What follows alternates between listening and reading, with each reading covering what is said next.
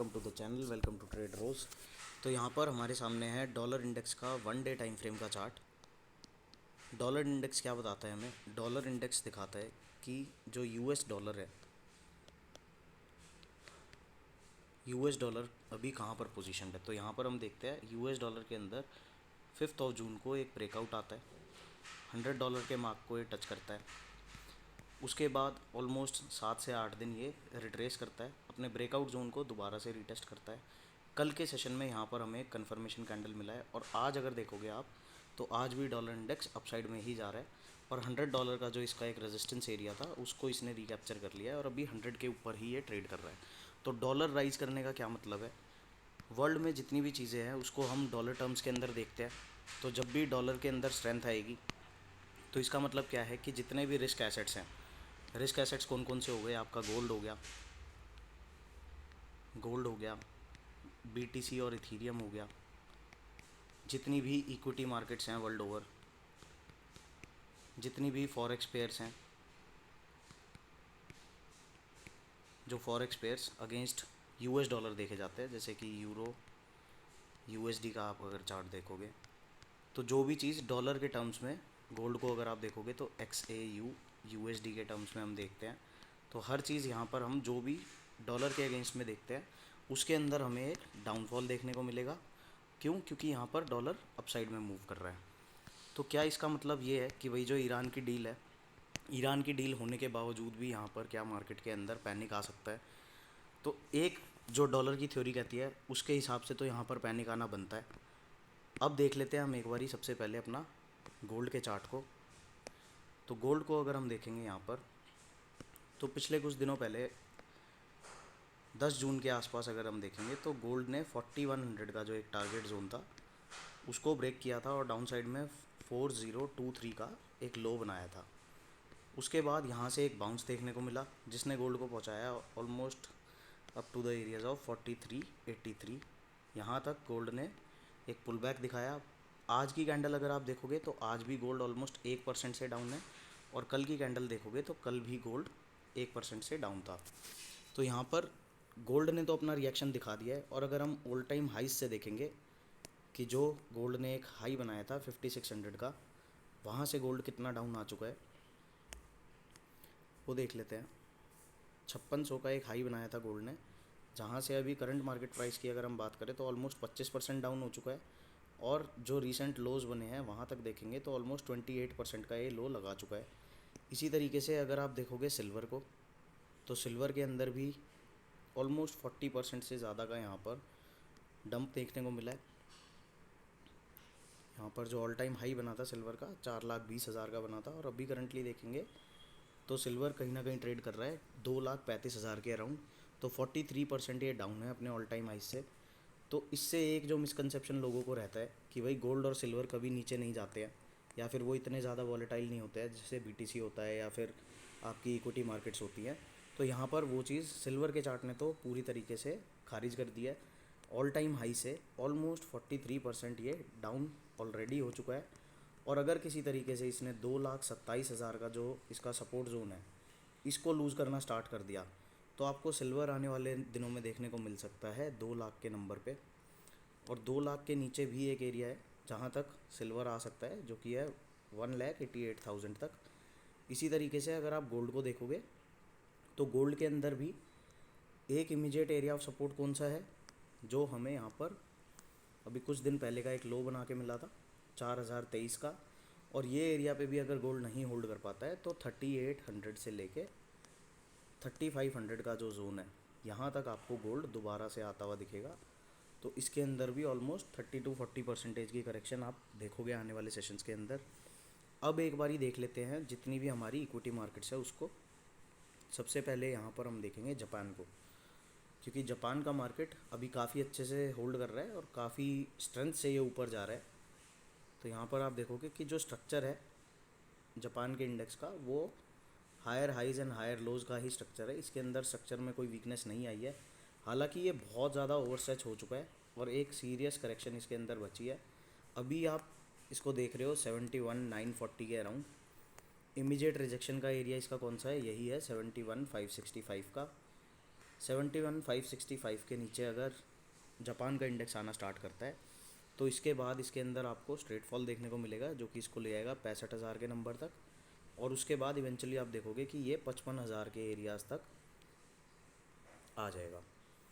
अब यहाँ पर मैं ऐसा क्यों बोल रहा हूँ कि ऐसा हो जाएगा, देख लेते हैं एक बारी कि 55,000 के नंबर तक आएगा तो इसके अंदर कितने परसेंट का रिट्रेसमेंट होएगा। ऑल टाइम हाई से हम इसको मेजर करते हैं, जो कि अभी है। यहाँ से अगर इसको रिट्रेस करना है तो भाई 55,000 आने के लिए जापान की मार्केट्स को गिरना पड़ेगा ऑलमोस्ट 22%। तो जापान की जो मार्केट है वो गोल्ड से ज़्यादा या फिर सिल्वर से ज़्यादा तो स्ट्रॉन्ग नहीं होगी। गोल्ड और सिल्वर तो एक ऐसा एसेट है कि जिसके अंदर लोग ये मानते हैं कि भाई गोल्ड और सिल्वर के अंदर अगर हमारा पैसा पार्क्ड है तो वो एक सेफ़ जोन है। यहाँ पर आप इक्विटी इंडेक्स की बात कर रहे हो, इसके अंदर 22% का ड्रॉप आना is not a big deal, ठीक है। दूसरी तरफ देखते हैं हम यूके का मार्केट।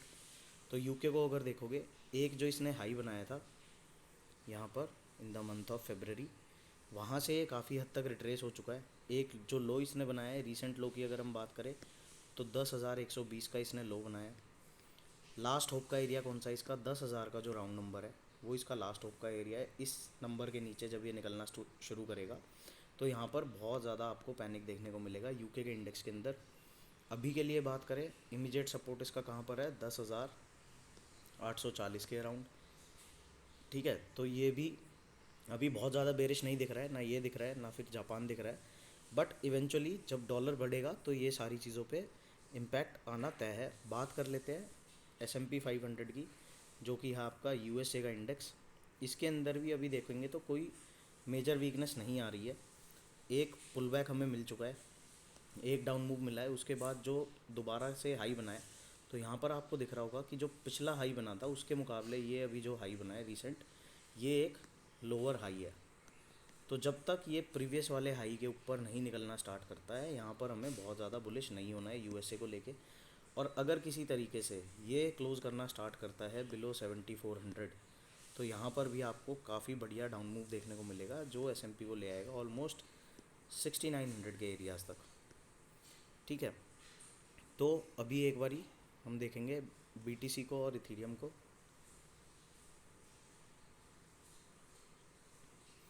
अब यहाँ पर देखते हैं BTC के अंदर क्या चला। 82,800 के अराउंड का इसने हाई बनाया। कब बनाया, in the month of May. वहाँ से रिट्रेस हो गया, लो जो लगाया है वो लगाया है 59,000 का। फिर 59,000 आने के बाद इसने एक बाउंस दिखाया, जो बाउंस इसको लेके गया ऑलमोस्ट 67,400 के नंबर्स तक। फिर वहाँ से अभी हम देखेंगे तो ये दोबारा से कहाँ आ गया है, 62,680 के अराउंड। अब डाउन साइड में सपोर्ट जोन कहाँ पे है, 60,000 के नंबर पे एक अच्छा सपोर्ट जोन है, राउंड नंबर भी है और इसमें लोअर बॉलिंजर बैंड भी आ गया। तो अगर 60,000 पे ये होल्ड कर पाता है तो वेल एंड गुड है, यहाँ से हमें एक रिकवरी देखने को मिल सकती है। बट अगर ये 60,000 का नंबर डाउन साइड में ब्रेक हो गया तो फिर जो हमने डाउन साइड के टारगेट्स की बात की हुई है 54,000 से लेके 52,000 का एरिया, ये इसके लिए ओपन हो जाएगा। कब ओपन होगा, जब 60,000 के नीचे हमें क्लोजिंग मिलना स्टार्ट होगी। इसी तरीके से अगर आप इथीरियम को देखोगे, ये मैं सारी चीज़ें जो आपको बता रहा हूँ ये डेली टाइम फ्रेम के ऊपर बता रहा हूँ, तो ये चीज़ें प्ले आउट होने में थोड़ा टाइम भी ले सकती हैं। ऐसा नहीं है कि मैंने आज वीडियो बनाई है तो कल ही ये हो जाएगा, ऐसा हमें बिल्कुल भी नहीं सोचना है। अब इथीरियम को अगर हम देखें तो इथीरियम ने एक लो बनाया 1500 का, ठीक है। इससे पहले जो हाई बना था वो बना था 2460 के अराउंड। तो 2460 से ये स्ट्रेट फॉल में आता है 1500 पे, फिर वहाँ से एक बाउंस लगाता है, जो बाउंस लेके जाता है इसको 1840 तक। और अभी अगर हम देखेंगे तो 1680 के जोन पे दोबारा से आ चुका है। और अब डाउन साइड में अगर ये 1674 को ब्रेक करता है तो अगला सपोर्ट जोन इसके पास बनेगा 1600 के एरिया पे। और यहाँ भी अगर होल्ड नहीं कर पाया तो डाउन साइड में जो रेंज लोज हैं ये हमारे टारगेट ओपन हो जाएंगे। और 1600 को अगर ये होल्ड कर लेते हैं तो फिर ये थोड़ा साइडवेज भी चल सकता है या फिर इसके अंदर एक बाउंस भी आ सकता है। बट बाउंस की एक्सपेक्टेशन हमें तभी देखनी है किसी भी रिस्क एसेट के अंदर जब DXY के अंदर हमें एक नेगेटिव कैंडल दिखेगा या DXY के अंदर कोई वीकनेस दिखेगी। अब चलते हैं देखते हैं अपनी इंडियन मार्केट्स को। काफ़ी ट्रिकी जोन पे हैं इंडियन मार्केट्स भी। यहाँ पर बुल रन की तैयारी चल रही है, तो एक बारी वो बुल रन की जो होप्स हैं उसको भी देख लेते हैं कि कितना रियलिस्टिक है।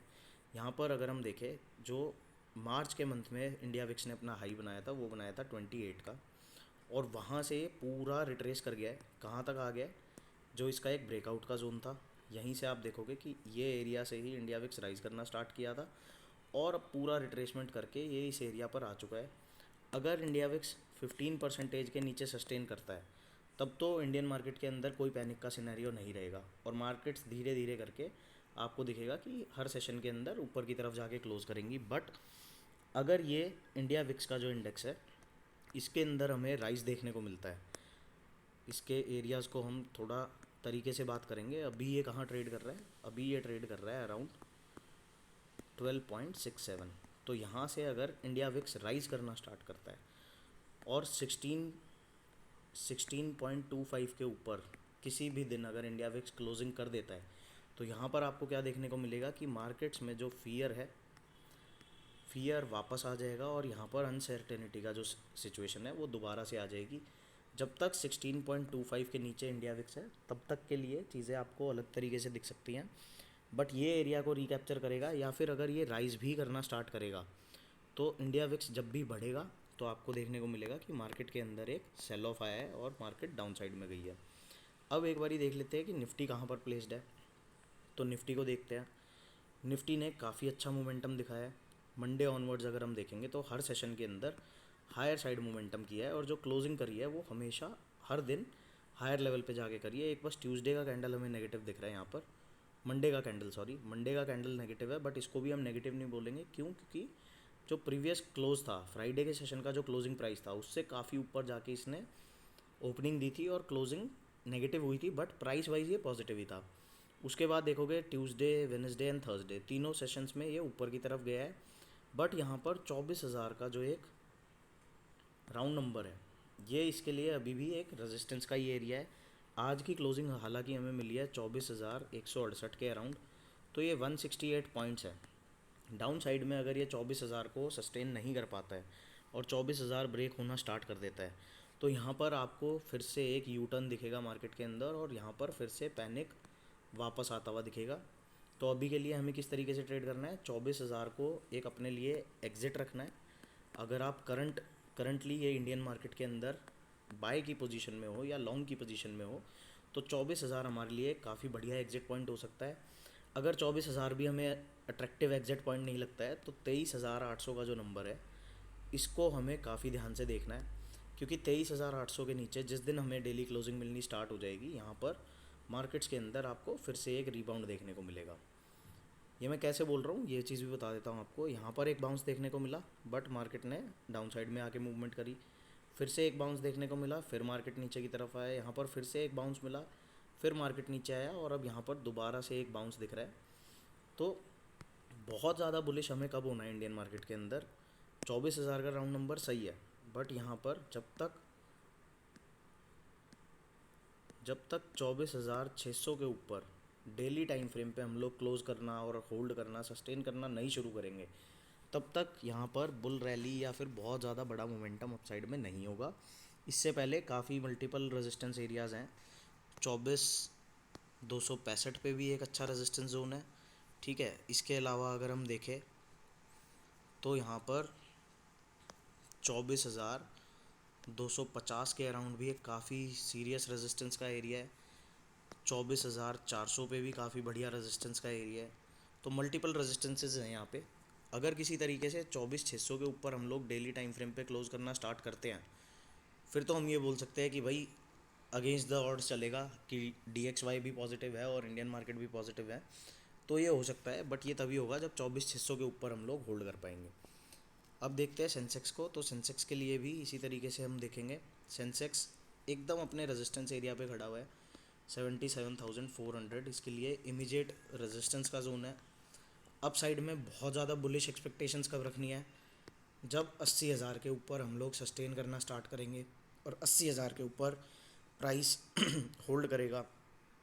नेगेटिविटी कहाँ पर आ जाएगी यहाँ पे, अगर 76,500 के नीचे अगर किसी सेशन में हमें यहाँ पर डेली क्लोजिंग मिलती है तो यहाँ पर दोबारा से हमें डाउन साइड का मोमेंटम देखने को मिलेगा।